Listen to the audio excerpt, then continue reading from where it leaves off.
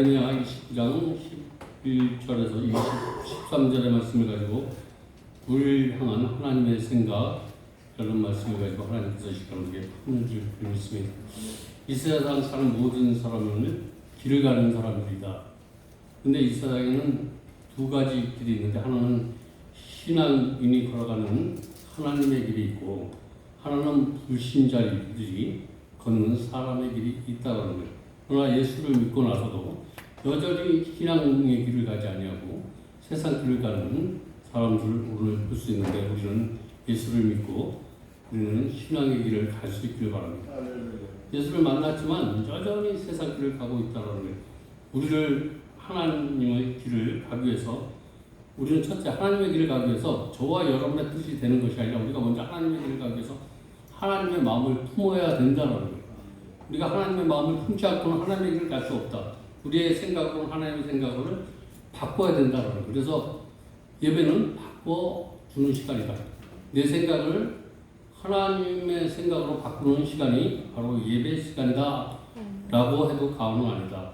그래서 하나님의 뜻을 알고 그 뜻을 대로 살아갈 때 하나님의 은혜가 임하게 된다라는 거예요. 그러니까 하나님의 뜻을 알아야지 하나님의 은혜가 있는 거예요. 하나님의 은혜는 하나님의 뜻을 알아야지. 그래서 말씀을 들어야지 하나님의 뜻을 알아. 그래서 말씀을 들을 때 하나님의 은혜가 임하게 될 줄 믿습니다. 어떻게 우리가 하나님의 뜻을 알 수 있겠습니까? 저와 여러분의 생각으로 되지 않고 말씀을 통해서만 우리가 하나님의 뜻을 알 수 있다는 거예요. 그래서 예배에 우리가 왜 생명을 바쳐야 되냐면, 하나님의 뜻을 알기 위해서 우리가 이 예배에 저와 여러분의 생명을 바쳐야 될 줄 믿습니다. 그래서 하나님의 말씀을 우리는 어떻게 주야로 묵상할 때 우리가 하나님의 뜻을 깨달을 수 있다.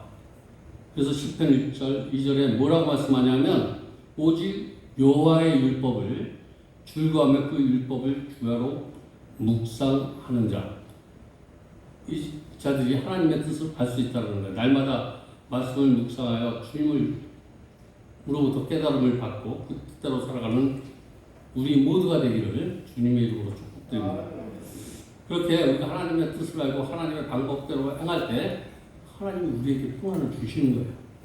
오늘 하나님 안에서 정말 하나님이 주시는 평안을 가지고 살아갈 수 있길 바랍니다. 에레미야 29장에 보면 뭐라고 말씀하냐면, 우리를 향한 하나님의 생각, 하나님의 뜻을 말씀하고 있는데 그 첫 번째가 평안이라는 거예요. 하나님은 우리에게 평안을 주고 싶어 하는 거예요. 우리를 향한 하나님의 평안에 대해서 성경은 뭐라고 말씀하냐면, 에레미야 29장 11절에 여호와의 말씀이라, 너희를 향한 나의 생각은 내가 안 하니 평안이고 재앙이 아니다. 너희의 미래와 희망을 주는 것이다. 평안이 있는 사람에게 희망이 있다는 거예요.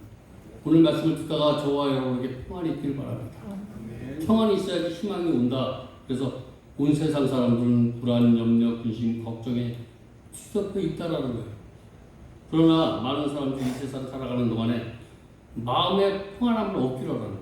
이런 근심이 많고 걱정이 많지만 그래도 그 가운데 어디 평안을 찾을 때가 있나. 그래서 여러 가지 방법으로 노력을 하는데 그 평안은 주님께서만 얻을 수 있다라는 거예요. 우리가 노력하는 것은 산 넘어 산이야. 이 문제가 해결이 되면 저 문제가 있다라는 거예요. 모든 것이 불안정한 상태에서 살다 보니까 이 세상에 우울증이 10명이면 6명, 7명이 우울증에 시달리고 있다라는 거예요. 오늘 내가 우울증에 안 걸려 있다면 행복인 줄 아시기 바랍니다. 내가 가진 것 아무것도 없어. 내 마음에 평안이 있다면 그거보다 행복이 없다는 거예요. 가진 것 많이 있어도 내 마음이 불안하고 평안하지 못하면 그것은 많은 것 가진 것 그것이 자랑할 것이 하나도 못 된다는 거예요. 한참 우리 지금 뛰는 돈, 해맑은 이런 중고생들이 얼마나 우울증에 고생당하고 있다고 우리가 김현상으로 많이 보는데 이 방면에 전문적인 의사나 이런 사람들이 이들을 치료할 수 없다는 거예요. 이런 시대 때 정말 하나님의 말씀이 어린아이들에게 선포되어야 될 줄 믿습니다. 자녀들에게 하나님의 말씀을 많이 들려주시기 바랍니다. 진짜 마음의 평안을 누리는 사람이 얼마나 되겠는가. 저 사람을 보면 정말 마음이 편안하겠지. 집도 크고 좋은 차 사고 좋은 남편 좋은 직장에서 저 사람은 편안하겠지. 그러나 그 속에 들어가 보면 그 사람도 불안하고 무심과 걱정 있고 염려가 있다라는 거예요. 우리 인간의 눈으로 볼 때는 이 세상에 마음에 평안한 사람이 없다라는 거예요. 오직 하나님을 앙망하는 자, 하나님 안에 있는 사람만이 평안함을 누릴 수 있다. 우리가 사는 세상에 참된 평안을 찾을 수 없다라는 거예요. 세상의 평안을 찾으려고 하면 할수록 마음의 고통과 근심이 우리에게서 찾아온다. 오늘 저와 여러분이 뭔가 내가 하나님을 따라서 무엇인가 마음의 평안과 기쁨을 찾으려고 한다면 오늘 말씀을 통해서 돌아설 수 있길 바랍니다. 예수 안에 참된 평화가 우리에게 있다는 사실 꼭 믿으시고 오늘 다시 한번 주님의 품으로 돌아오시기 바랍니다. 요한복음 14장 27절에 뭐라고 말씀하고 있냐면 평안을 너에게 끼치노니 곧 나의 평안을 너에게 주노라. 내가 너에게 주는 것은 세상에서 주는 것 같지 아니하고 너의 마음에 근심하지 말고 두려워하지 않도록 하나님이 평안을 주시겠다라는 거예요. 오늘 그런 마음이 있기를 바랍니다. 에베소서 5장 18절에 이와 같이 말씀하는데 술 취하지 마라. 술 취하지 마라. 이는 방탕한 것이 오직 성령으로 충만함을 받으라. 오직 성령의 충만함을 받으라. 오직 성령의 충만함을 받으라고 이렇게 우리에게 성령의 충만함을 받아야지만 마음에 평안이 있다. 위대한 사도 베드로 그리고 사도 바울 감리교 창시자 몇 목사도 성령 충만을 받고 난 후에 인생이 바뀌어졌다라는 거예요. 저 사람 정말 인생이 바뀌어졌어. 삶이 바뀌어졌어. 이것은 저와 여러분의 노력으로 되는 것이 아니라 성령 받으면 나만 누리는 것이 아니라 옆 사람이 누려. 저 사람을 보니까 정말 하나님이 주시는 평안이 있구나. 이럴 때 그 사람은 통해서 복음의 역사가 일어날 줄 믿습니다. 그 사람에게 열매가 막 나타나게 되어 있는 거예요. 성령 충만함이 바로 그 중에 하나가 평안이라는 거예요.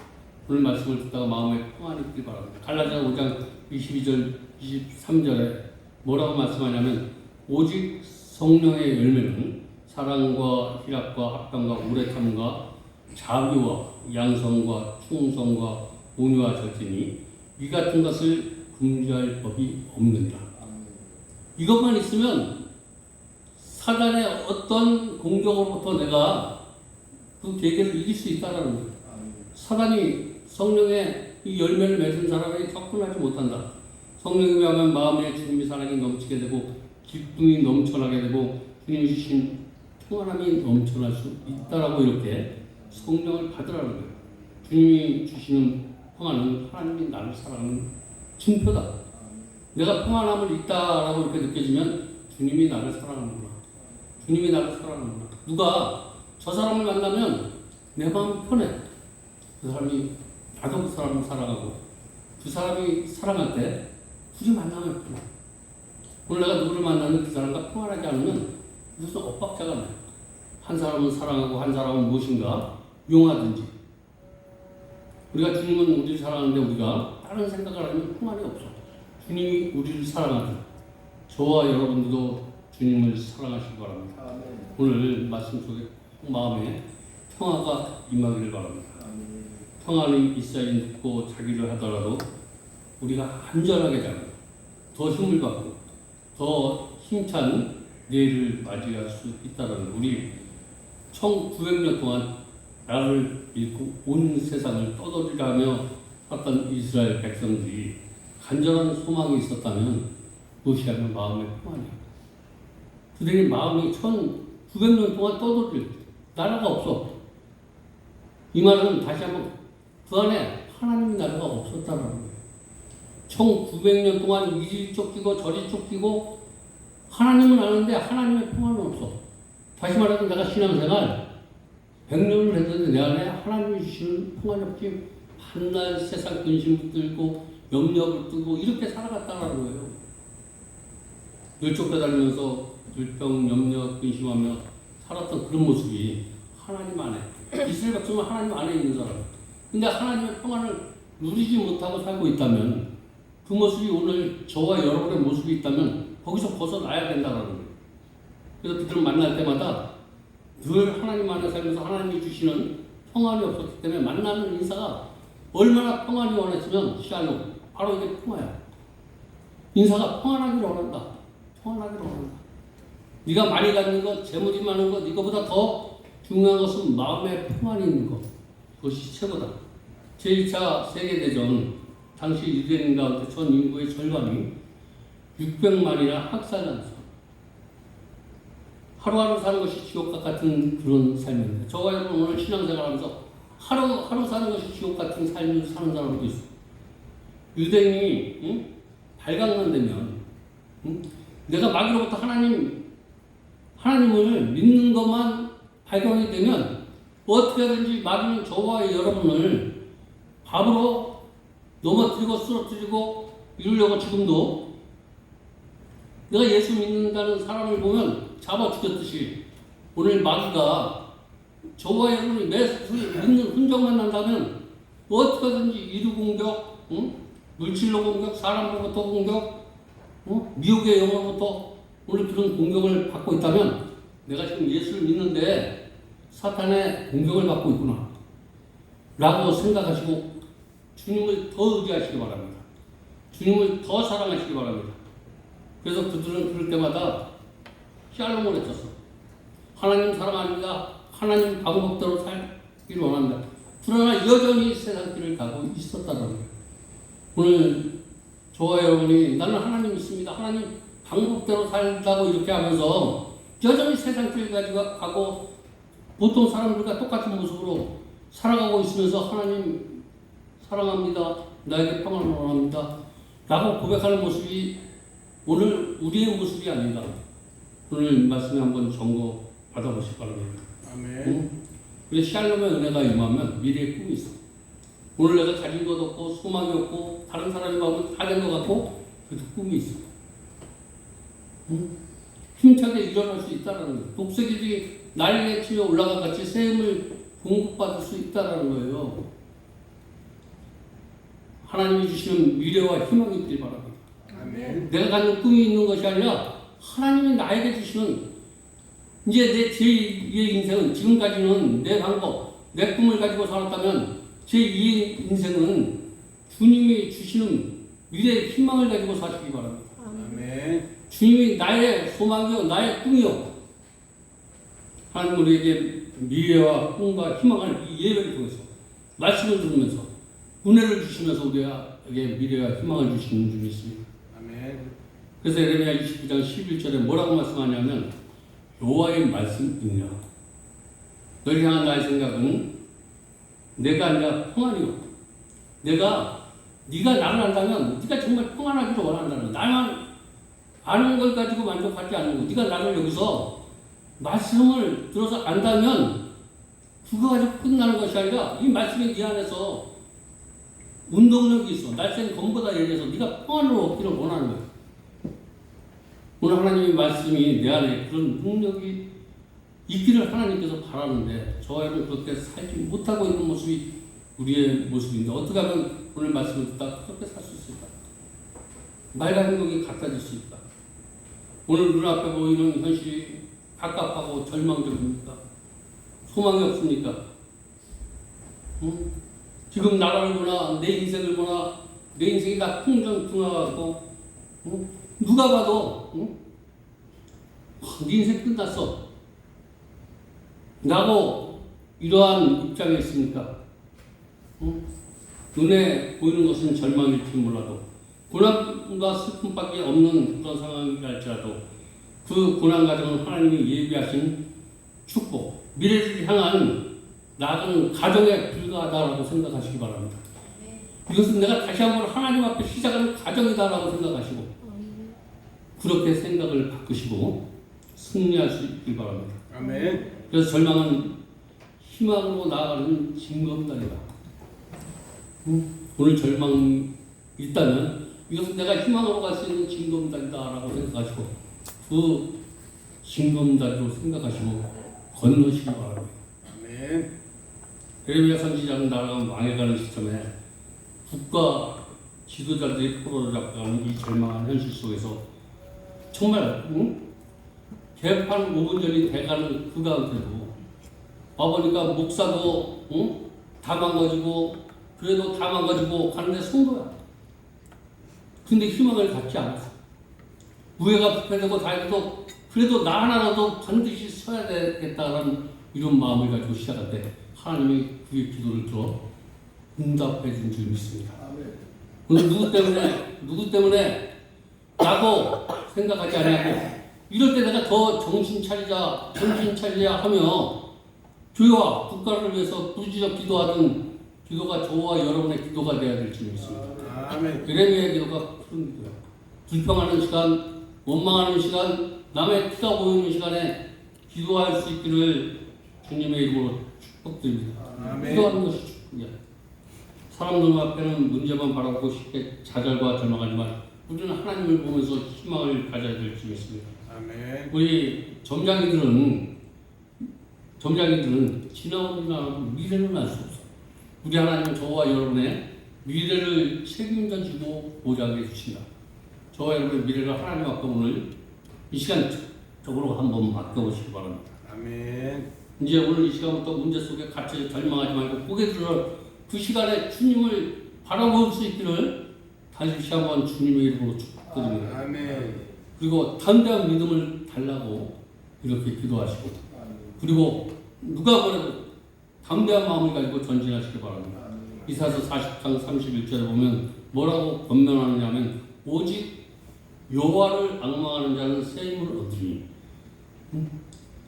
오늘 이 시간 다시 한번 주님을 앙망하는 마음을 갖게 되면 주님께서 새 힘을 우리에게 주신대. 새 힘을 얻어서 독수리 날개치며 올라간 같이 그리고 걸음박질해도 봄빛이 아니하겠고 걸어가도 피곤치 않는 그런 은혜가 이 시간 꼭 임하기를 바랍니다. 하나님을 앙망하는 자, 하나님을 바라보고 나아가는 자, 그들 독수리 날개치며 올라간 같이 새 힘을 주신다고 오늘 말씀하고 있는 그 말씀이 나의 말씀으로 받아들이시기 바랍니다. 나의 말씀.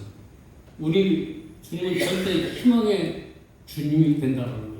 오늘 말씀을 들으면서 저와 여러분 희망을 가지고 가시기 바랍니다. 어떤 환경이 힘들고 그래도 나는 지금부터 시작이다. 나 잘할 수 있다. 하나님이 나를 도와주신다. 성경 창세기에 보면 하나님이 온 우주 만물을 창조하시고 여러 번 반복되는 말이 있는데 저녁이 되고 아침이 되니 이 말이 여러 번 반복이 되는데 고난이 오면 새날이 반드시 우리에게 온다라는 거예요. 오늘 고난이 있으니까 새날이 반드시 온다는 거예요. 밀물이 있으면 썰물이 반드시 오게 돼 있다. 꼭 믿으시고 나에게 좋은 일이 있을 거라 생각하고 어둠을 이기시기 바랍니다. 아멘. 이 세상 모든 사람들은 절망을 얘기하지만 우리는 희망을 발해야 된다는 거예요. 우리는 희망을 말하는 사람이 돼야 될 점이 있습니다. 아멘. 절망을 말하는 사람이 되면 안 된다는 거예요. 고난이 밤이 지나면 반드시 희망의 새벽, 축복의 새벽이 반드시 오게 된다. 주님께서 오늘 우리에게 희망을 주시는 점이 있습니다. 세 번째, 우리가 이렇게 하려면 우리 하나님을 그냥 하는 것이 아니라 우리하고 대화하고 싶어요. 우리 하나님은 기도를 응답하시는 하나님이야. 그냥 응답하시는 하나님이 아니라 우리가 기도할 때 응답하시는 하나님. 기도하시기 바랍니다. 우리는 이를 위해서 기도해야 되고 하나님이 우리의 기도를 응답하시는 하나님이라고 믿고 기도하시기 바랍니다. 우리가 응답하시는 하나님에 대해 에레미야 29장 12절에 뭐라고 말씀하시냐면 하나님은 너는 내게 부르짖으라. 내가 와서 기도하면 내가 너희 기도를 들을 것이다. 내가 와서 기도를 듣는다는 거예요. 기도하면 하나님이 반드시 듣는다고 말씀하시고 하나님은 기도를 통해서 하나님의 자녀와 대화를 원한다. 부모와 자식 간의 대화가 끊기면 부모와 자식 간의 마음에 무슨 소원이 있고 무슨 계획이 있는지 모른다는 거예요. 하나님은 저와 여러분에게 계획을 갖고 있고 뜻을 갖고 있는데 기도하면 알게 될 줄 믿습니다. 더구나 우리는 언제든지 때를 있든지 없든지 기도해야 된다는 거예요. 간절히 기도하면 하나님께서 들어주시고 응답해 주신다. 10편 3편 4절을 보면 내가 나의 목소리를 여호와께 때 부르시니 그 위에 성산에서 응답하시노라. 오늘 있는 자리가 성산이 되시기 바랍니다. 어떤 자리에 있든지 바로 기도하면 그 자리에서 회복시켜 주시겠다는 거예요. 우리의 기도를 시켜서 회복되는 은혜가 있길 바랍니다. 그래서 하나님 내가 기도의 용사가 되게 해달라고 기도하시기 바랍니다. 하나님 내가 기도의 용사가 되게 해달라고 엎드려 기도할 때마다 기도가 응답되어질 줄 믿습니다. 에레미야 33장 3절을 보니까 우리가 기도할 때 어떻게 기도해야 되느냐를 분명하게 말씀했는데 너는 환경을 들고 기도하지 말고 걱정 근심을 들고 기도하지 말고 너는 내게 부르짖으라. 걱정 근심을 가지고 기도하지 마시고 하나님을 바라보고 기도하시기 바랍니다. 이런 문제 다 내려놓고 오직 주님을 향한 기도를 해야 된다는 거예요. 문제를 가지고 기도하지 말고 오직 하나님을 바라보고 기도하시기 바랍니다. 그러면 그 문제 속에서 우리가 하나님을 찾는 것이 크고 내가 알지 못하는 힘입니다. 문제를 뒤집어보면 그 안에 하나님이 있다는 거예요. 이 문제 속에서 하나님을 발견할 수 있기를 주님의 이름으로 축복드립니다.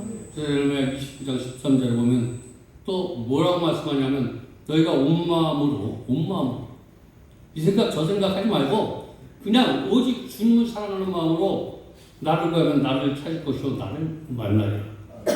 한번 온 마음으로 하나님을 찾으시기 바랍니다. 그리야 하나님의 뜻은 평안이요 재앙이 아니라 희망과 미래다라고 오늘 말씀하시는, 그래서 우리에게 예비된 희망과 미래의 축복을 알기 위해서 하나님을 깨닫기 위해서 우리는 기도해야 될 줄이 있습니다. 기도해야 되만, 그래서 세상 사람들은 우리가 힘들고 그럴 때 안타깝게 여기지만 우리는 그때가 바로 기도할 때다 라고 생각하시고 기도를 열심히 할 수 있길 바랍니다. 그래서 어떠한 문제와 어려움이 다가와도 주님을 바라고 다가기를 바랍니다. 그리고 주님이 주시는 참된 평화를 늘 누리는 아름다운 게 성도님들 다 되시길 주님의 이름으로 축복드립니다. 기도하겠습니다. 하나님 감사합니다.